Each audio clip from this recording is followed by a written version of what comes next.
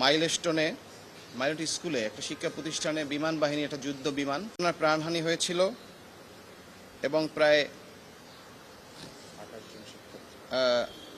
100-র অধিক আহত হয়েছিল সেই দিনকে। তারপরেই আমরা তাৎক্ষণিক 22/7/2025 তারিখ একটা মহামান্য সুপ্রিম কোর্টে হাইকোর্ট বিভাগে আমরা একটা রিট পিটিশন আবেদন করি। সেখানে আমি জনস্বার্থে আমি মোহাম্মদ আনিসুর রহমান রায়হান সেই আবেদনকারী হিসাবে রিটটা দাখিল করি। সেখানে 36 জনের প্রাণহানি ঘটেছিল। তার মধ্যে 28 জন কোমলমতি শিক্ষার্থী ছিল, 3 জন শিক্ষক ছিল, 3 জন অভিভাবক ছিল এবং 1 জন আয়া ছিল। এই ছিল 35 জন এবং যুদ্ধ বিমানের যিনি পাইলট ছিলেন তিনিও সেদিন নিহত হয়েছিলেন। আমরা তাৎক্ষণিক জনস্বার্থে রিট দাখিল করি মহামান্য সুপ্রিম কোর্টের হাইকোর্ট বিভাগে। তখনকার জাস্টিস ম্যাডাম ফাহমিদা কাদের এবং মিস্টার জাস্টিস জাহেদ মনসুর উনি 4 সপ্তাহের জন্য রুল দিয়েছিলেন। তখন সেই মামলায় আমাদের পক্ষে হিয়ারিং করেছিলেন senior advocate Zainul Abedin, senior advocate barrister Kaiser Kamal এবং অ্যাডভোকেট গাজী কামরুল ইসলাম সহ অসংখ্য শত শত আইনজীবী সেদিনকে আগায় আসছিলেন। সেই শুনানিতে সবাই ছিলেন। তখনকার মাননীয় আদালত সেই রিট পিটিশনটি আমলে নিয়ে তিনি 4 সপ্তাহের জন্য রুল দিয়েছিলেন। রুল শুধু দেননি, রুল দিয়ে উনি 4টা ডিরেকশন দিয়েছিলেন যে যারা আহত রয়েছেন তাদেরকে সরকারিভাবে তাদেরকে ট্রিটমেন্ট করা, যাতে আহতরা চিকিৎসা পায়।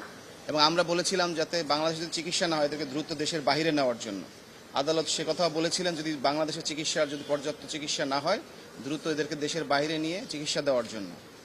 এবং যারা নিহত হয়েছিলেন তাদের আমরা ক্ষতিপূরণ চেয়েছিলাম। আমরা জানি যে যারা নিহত হয়েছেন তাদের মাগফিরাত কামনা করছি, এদেরকে তো আর পাওয়া যাবে না, সেজন্য আমরা তাৎক্ষণিক আহতদের জন্য 1 কোটি টাকা আমরা ক্ষতিপূরণ চেয়েছিলাম। আর যারা নিহত হয়েছেন তাদের জন্য আমরা 5 কোটি টাকা ক্ষতিপূরণ চেয়েছিলাম। আদালত রুল জারি করার পরে দীর্ঘদিন পরে রুল বিভিন্ন রেসপন্ডেন্ট যারা ছিলেন, এখানে আমরা মিনিস্ট্রি অফ হেলথকে আমরা বিবাদী করেছিলাম, তারপরে আমরা ডিফেন্সকে আমরা রেসপন্ডেন্ট করেছিলাম, ত্রাণ মন্ত্রণালয়কেও আমরা রেসপন্ডেন্ট করেছিলাম। তারা সকলে কিছু কিছু জবাব দিয়েছেন। এই 1 বছর পরে এটা মূল রিটটা রেডি হয়েছে, শুনানির জন্য প্রস্তুত হয়েছে। আজকে আমরা মহামান্য সুপ্রিম কোর্টের হাইকোর্ট বিভাগের তৎকালীন জাস্টিস যিনি ছিলেন, আজকেও তিনি সেই জাস্টিস ম্যাডাম জাস্টিস ফাহমিদা কাদের এবং মিস্টার জাস্টিস আসিফ আহমেদের সমন্বয়ে যে বেঞ্চ রয়েছেন সেই আদালতে আমরা এটা তাদের নজরে নিয়ে আসি। আনার পরে এটা লিস্টে ছিল, আজকে লিস্টের আইটেম নম্বর ছিল 14। সেটা মহামান্য আদালত সেইটা আমলে নিয়ে উনি শুনানির জন্য গ্রহণ করেন এবং আমরা আশা করছি খুব দ্রুত এই শুনানি নিষ্পত্তি হবে।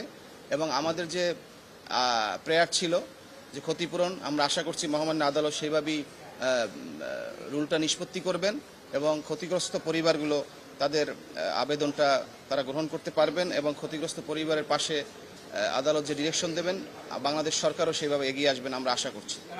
রুলটা ছিল আমরা চেয়েছিলাম, যেটা আমি আগেই বলেছি, রুলটা চেয়েছিলাম আমরা ক্ষতিপূরণ চেয়েছিলাম যে এদেরকে 1 কোটি টাকা যারা আহত ছিল তাদেরকে দিবে এবং 5 কোটি টাকা যারা নিহত হয়েছে তাদেরকে দিবেন এবং যারা আহত রয়েছেন তাদেরকে তাৎক্ষণিক চিকিৎসা, বাংলাদেশের যদি পর্যাপ্ত চিকিৎসা হয় তখনকার সময় চিকিৎসা দিবেন এবং যদি এখানে চিকিৎসা না হয় দেশের বাইরে পাঠানোর জন্য।